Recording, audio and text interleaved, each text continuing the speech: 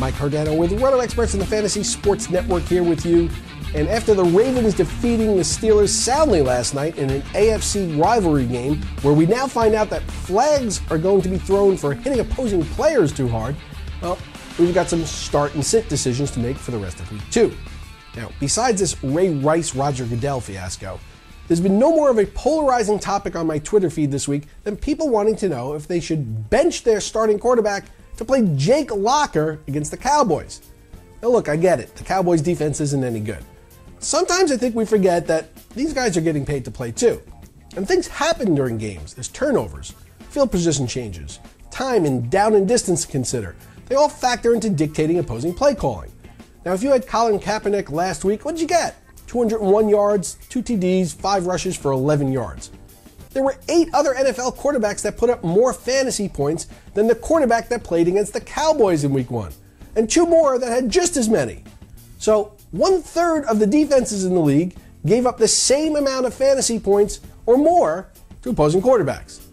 Now, if you have a highly rated fantasy quarterback that you spent a first, second, or third, or even fourth round draft pick on, you can't bench him against whoever the heck is playing the Cowboys that week. Now, it's not that the strategy will never work for you. You might have a week or 2 where it works, but there's a reason you took your quarterback where you did. Let him play. Let your team benefit from the reason you took him where you did. Now, it's one thing if we were in week 12 and he's having a poor season, but in week 2, you just can't do it. Now, coming into this season, I had 3 hard rules that I committed myself to with regard to this topic. And after watching week 1, it really hasn't changed. And unless I see something different, I won't start a quarterback against the Seahawks when they're playing at home. I didn't play Aaron Rodgers in week 1, and it worked out as expected. And the other 2 things I won't do is play running backs against either the Panthers or the Jets. How did it work out for you if you had the muscle hamster last week against the Panthers? I know he got hurt, but he rushed 9 times for 9 yards. And forget MJD, the entire Raiders team rushed for 25 yards against the Jets.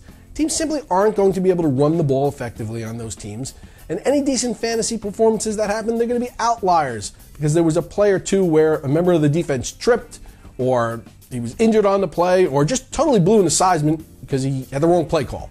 Now, besides those 3 things, my best players need to be in my lineups week in and week out unless they prove over a reasonable period of time that things have changed and there are better roster alternatives for me.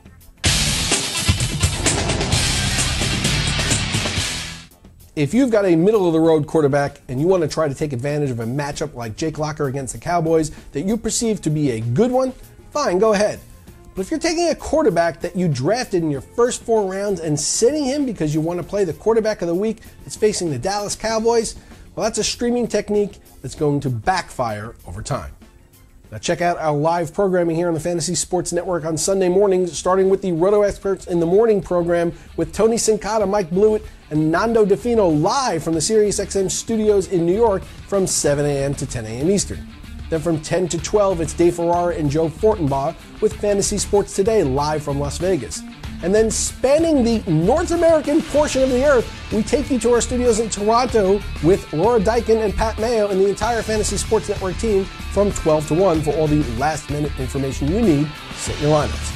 Now, if you've got a last-minute question for week 2, shoot me a note on Twitter at Mike Cardano, and I'll see if I can steer you in the right direction.